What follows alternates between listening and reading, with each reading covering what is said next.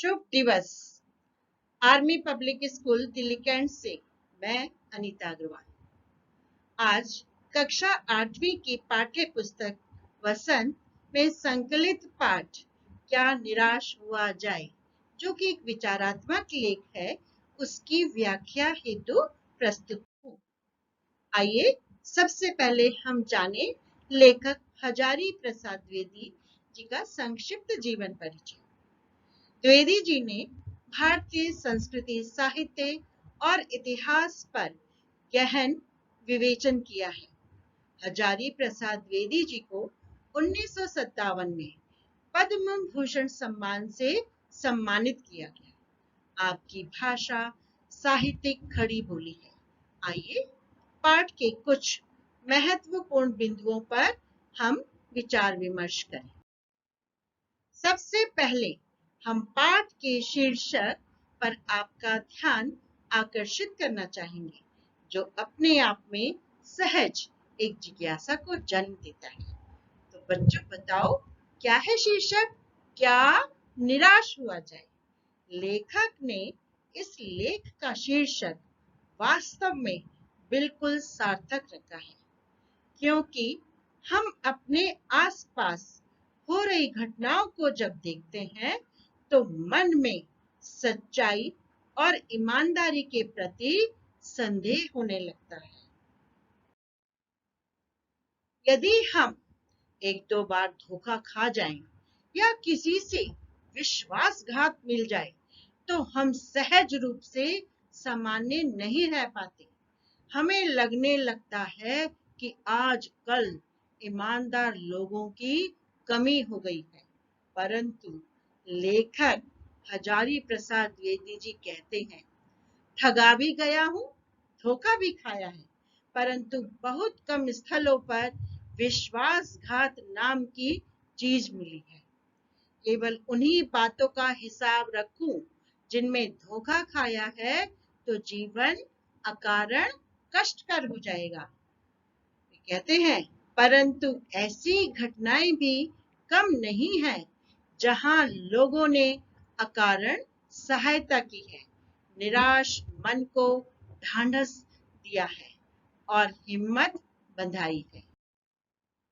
उनका कहना है, द्विवेदी जी के कहने का तात्पर्य यह है कि भले ही हमें एक दो स्थानों पर धोखा या छल का सामना करना पड़े, तो भी मन को निराशा में बदलना ठीक नहीं है, क्योंकि जीवन में ऐसी अनेक घटनाएं हैं जहां पर अपरिचित व्यक्तियों ने आकर हमें सहायता दी और निराश मन को उत्साहित करने का प्रयास किया। इसलिए केवल निराशाजनक स्थिति को याद रखना व्यक्ति के लिए उचित नहीं है। एक बहुत बड़े आदमी ने, लेखक बताते हैं, एक बहुत बड़े आदमी ने मुझसे एक बार कहा था कि इस समय सुखी वही है जो कुछ नहीं करता।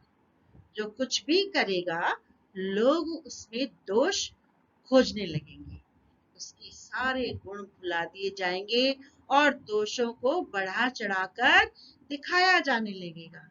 दोष किसमें नहीं होते। यही कारण है हर आदमी दोषी अधिक दिख रहा है, गुणी कम या बिल्कुल ही नहीं। स्थिति अगर ऐसी है तो निश्चय ही चिंता का विषय है। बच्चों, यहाँ पर लेखक एक उदाहरण के माध्यम से यह समझाना चाहते हैं कि यदि हम ऊपरी तौर से देखें तो आज संसार में वही व्यक्ति ज्यादा सुखी दिखाई देता है जो कुछ नहीं कर रहा, क्योंकि ये तो हमारा एक मानव का एक तरह से धर्म हो जाता है कि जो कुछ भी करता है हम उसमें कमियां अधिक खोजने लगते हैं, उसके सारे गुण हम भुला देते हैं और उसके जो दोष है या उसने एक दो गलती करी है उसको हम बढ़ा चढ़ाकर दिखाने लगते हैं। अब ये बताओ, दोष किसमें नहीं होते। यही कारण है बच्चों, आज हर आदमी चाहे वो कितना भी ईमानदारी से काम करे, लेकिन हमारा ध्यान उसके अवगुणों की तरफ, उसके दोषों की तरफ अधिक जाता है, इसलिए वह गुणी कम या बिल्कुल भी नहीं ऐसा दिखलाई पड़ता है। और यदि स्थिति वास्तव में ऐसी है तो ये आज समाज के लिए बहुत ही चिंता का विषय है। लेखक कहते हैं, दोषों का पर्दाफाश करना बुरी बात नहीं है। बुराई यह मालूम होती है कि किसी के आचरण के गलत पक्ष को उद्घाटित करके उसमें रस लिया जाता है। और दोषों उद्घाटन को, जो शब्द समझे, दोषों उद्घाटन को अर्थात केवल उसके दोषों को ही उद्घाटित करने को एकमात्र कर्तव्य मान लिया जाता है। बुराई में रस लेना बुरी बात है। अच्छाई में उतना ही रस लेकर उजागर ना करना और भी बुरी बात है। सैकड़ों घटनाएं ऐसी घटती हैं जिन्हें उजागर करने से लोक चित्त में अच्छाई के प्रति अच्छी भावना जगती है। बच्चों, लेखक यहाँ पर ये बताना चाहते हैं कि यदि हम किसी का ध्यान उसके दोषों की तरफ उजागर करना चाहते हैं या उसको बताना चाहते हैं तो ये गलत बात नहीं है। लेकिन गलती हम कहाँ करते हैं, बुराई हमारे में कहाँ हो जाती है, जब हम किसी के व्यवहार में केवल गलत पक्ष को ही सामने लाना चाहते हैं, उसको उद्घाटित करना चाहते हैं और उसमें हम रस लेना चाहते हैं अर्थात आनंद लेना चाहते हैं और सोचते हैं कि बस हमारा तो बस यही कर्तव्य है कि हम दूसरों की बुराइयों को ही सबके सामने रखें।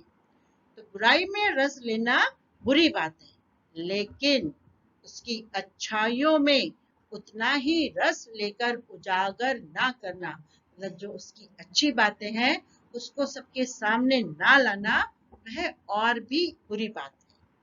सैकड़ों घटनाएं जीवन में ऐसी घटती हैं जो जिनके कारण से हमारे हृदय में अच्छी भावनाएं, अच्छे जीवन मूल्य जन्म लेते हैं।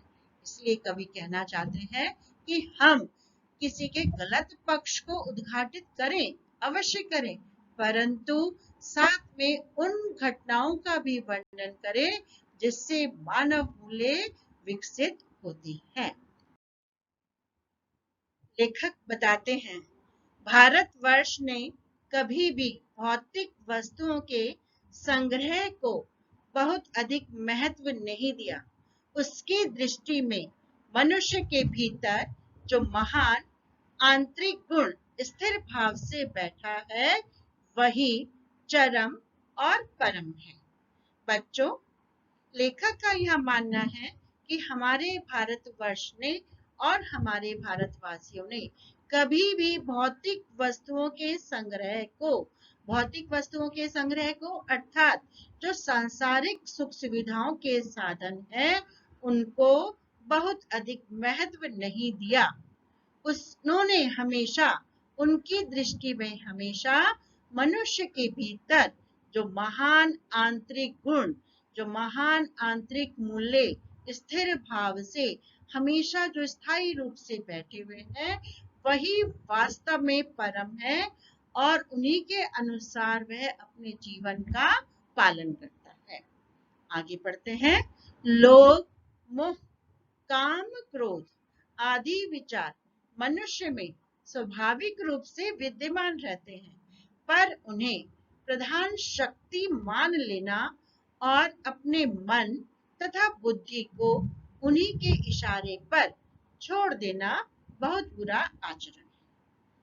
इन 3 पंक्तियों की व्याख्या करते हुए लेखक कहना चाहते हैं कि सभी मनुष्य के भीतर ये स्वाभाविक रूप से लोभ, मोह, काम, क्रोध आदि ये जो विचार या विकार हैं वे सभी मनुष्य के भीतर ईश्वर ने समाहित किए हुए हैं, पर हम उन्हें प्रधान शक्ति नहीं मान सकते। अपने मन और बुद्धि को उन्हीं के इशारे पर नहीं छोड़ सकते और यदि हम ऐसा करते हैं कि अपनी मन और बुद्धि को लोभ और मोह, काम और क्रोध के अनुसार ही चलाना शुरू कर देते हैं तो बच्चों यह बहुत ही बुरा आचरण, बुरा व्यवहार बन जाएगा। भारतवर्ष ने कभी भी उन्हें उचित नहीं माना, उन्हें सदा संयम के बंधन से बांध कर रखने का प्रयत्न किया। यहाँ पर लेखक भारतवर्ष की विशेषता बताते हुए कहते हैं कि कभी भी भारतीयों ने, भारतवासियों ने कभी भी लोभ, मोह, काम, क्रोध आदि जो दोष है उनको प्रधान नहीं माना। उन्हें हमेशा सदा संयम, नियंत्रण के बंधन से बांध कर रखा, मतलब कभी उन्हें उन्मुक्त रूप से, कभी भी उन्हें इतनी ज्यादा स्वतंत्रता नहीं दी।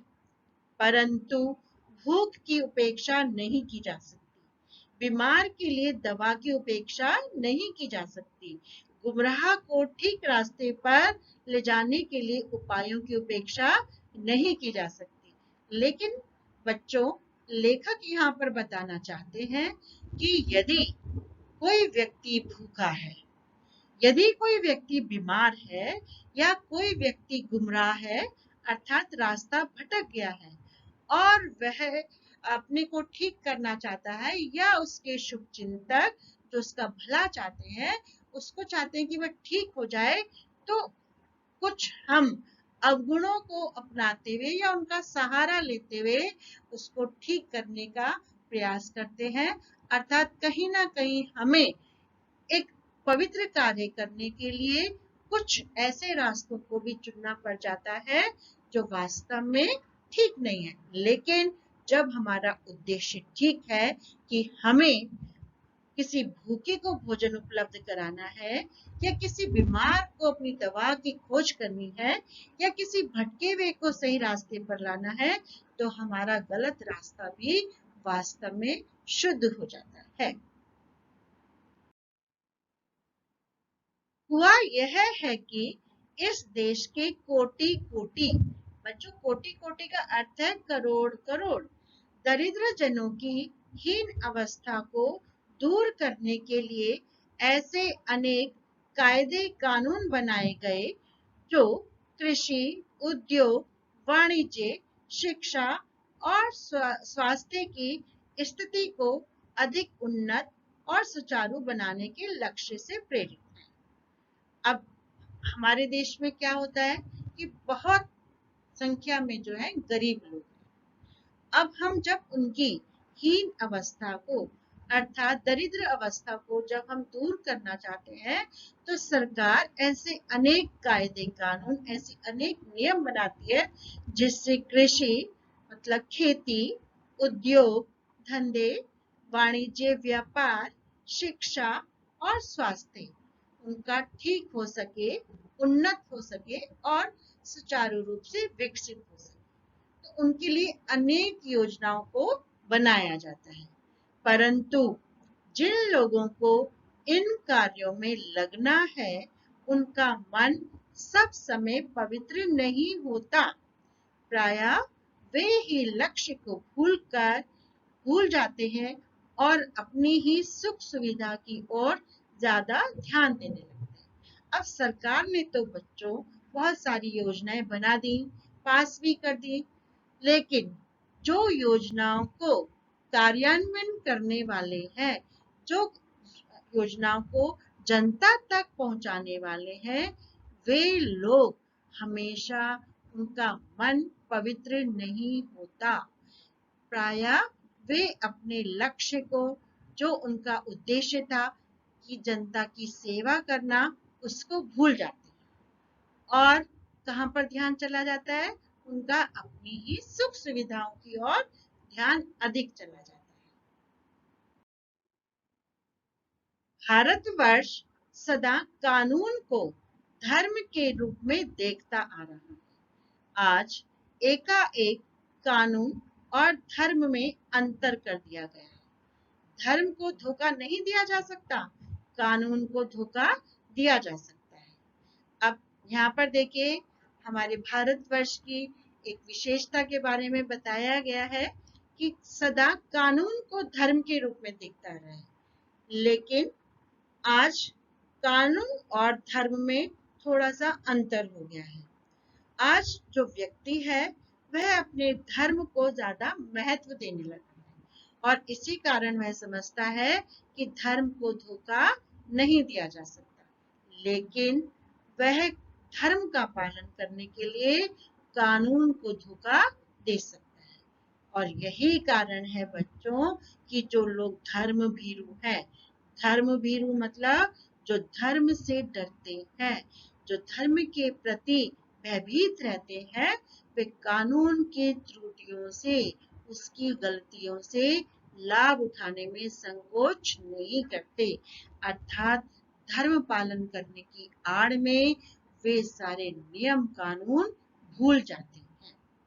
इस बात के पर्याप्त प्रमाण देखे जा सकते हैं कि समाज के ऊपरी वर्ग में चाहे जो भी होता रहा हो, भीतर भीतर भारतवर्ष अभी भी यह अनुभव कर रहा है कि धर्म कानून से बड़ी चीज है।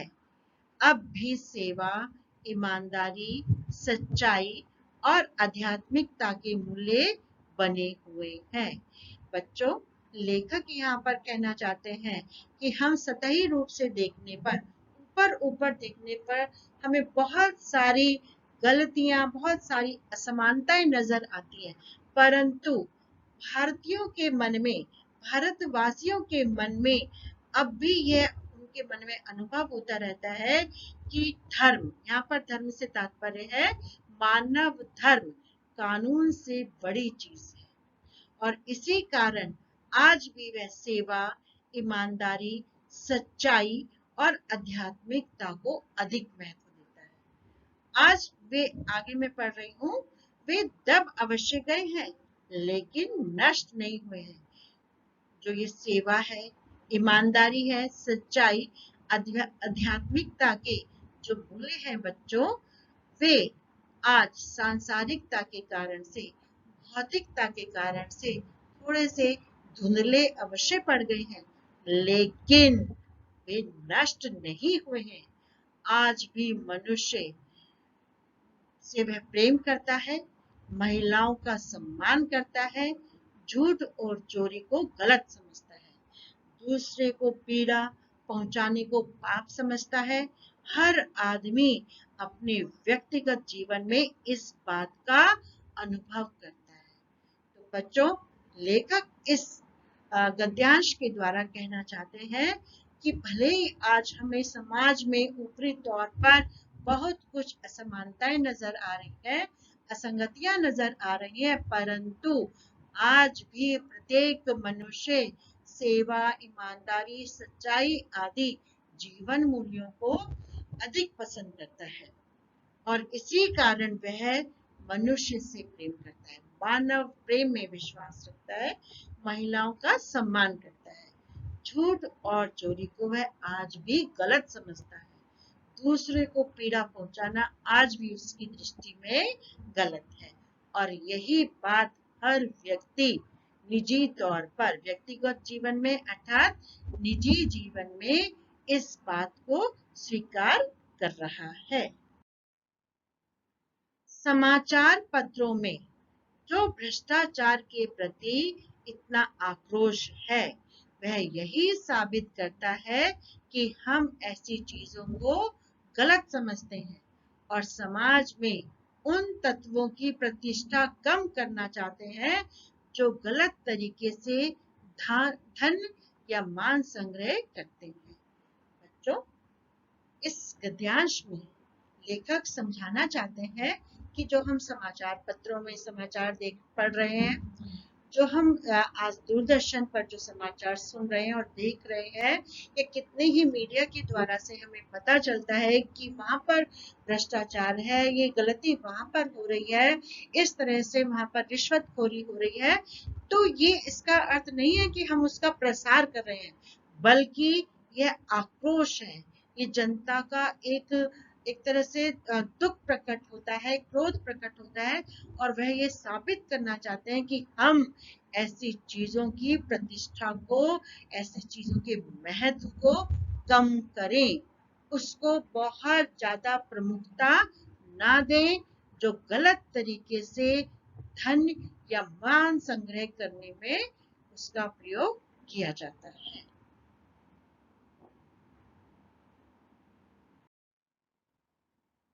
बच्चों, इसके बाद लेखक ने दो उदाहरणों द्वारा अपनी बात को स्पष्ट किया। एक बार रेलवे स्टेशन पर टिकट लेते हुए गलती से मैंने 10 के बजाय 100 रुपए का नोट दिया और मैं जल्दी जल्दी गाड़ी में आकर बैठ गया। उस समय टिकट बाबू उन दिनों के सेकंड क्लास के डिब्बे में हर आदमी का चेहरा पहचानता हुआ उपस्थित। उसने मुझे पहचान लिया और बड़ी विनम्रता के साथ मेरे हाथ में 90 रुपए रख दिए और बोला, यह बहुत गलती हो गई थी। आपने भी नहीं देखा, मैंने भी नहीं देखा। उसके चेहरे पर विचित्र संतोष की गरिमा थी। मैं चकित रह गई। बच्चों, लेखक ने इस उदाहरण के द्वारा से यहाँ ये समझाने का प्रयास किया है कि हम केवल बुरी घटनाओं को ही याद नहीं रखें, बल्कि उन घटनाओं को भी याद रखें जिससे हमारे मन में एक नए उत्साह का, एक नए विश्वास का जन्म होता है। और इसी विश्वास को जन्म देने के लिए उन्होंने दो घटनाएं यहाँ पर वर्णित की है। पहली घटना वो बताते हैं कि एक बार जब रेलवे स्टेशन पर वे गए, वहां पर उन्होंने 10 के स्थान पर 100 रुपए का नोट दे दिया और जल्दी जल्दी आकर के गाड़ी में बैठ गए।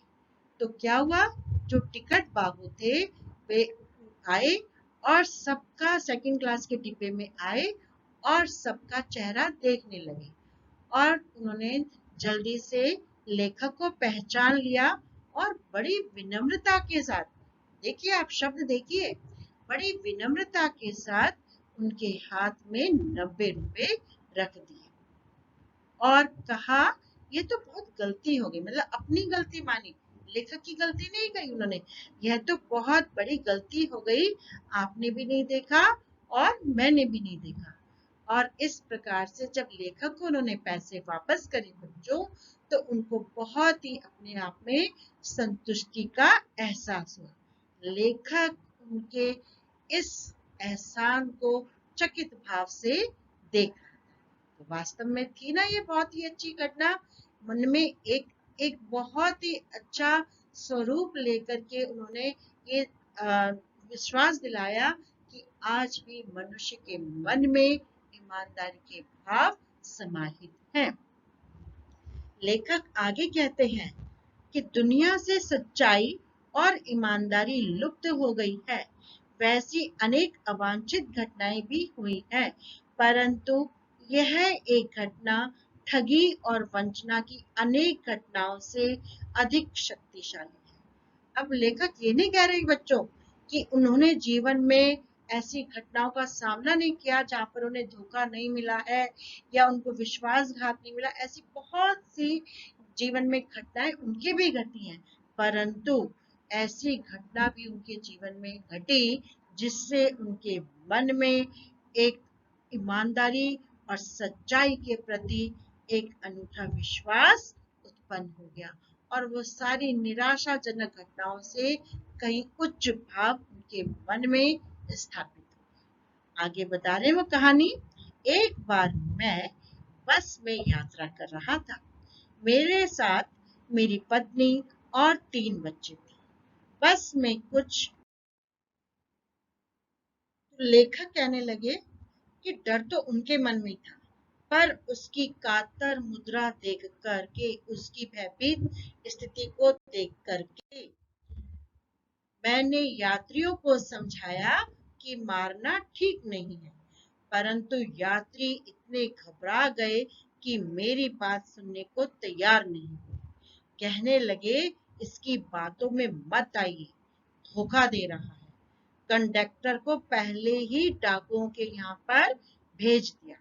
बच्चों, लेखक ने यात्रियों को समझाने का प्रयास किया कि नहीं, ड्राइवर को मत मारो, लेकिन यात्री किसी तरह से उनकी बात सुनने के लिए तैयार नहीं थे और कहने लगे कि इसकी बातों में मत आइए, अर्थात ड्राइवर की बातें मत सुनिए, वे आपको धोखा दे रहा है।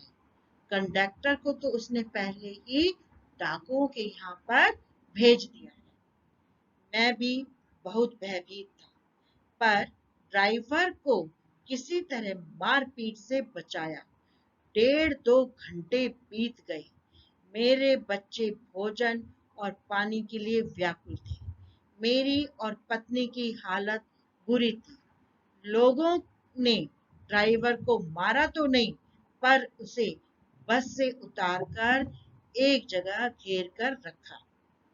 अब बच्चों, लेखक बताते हैं कि वह भी बहुत डरे हुए थे और उन्होंने किसी तरह से ड्राइवर को मारपीट से तो बचा लिया।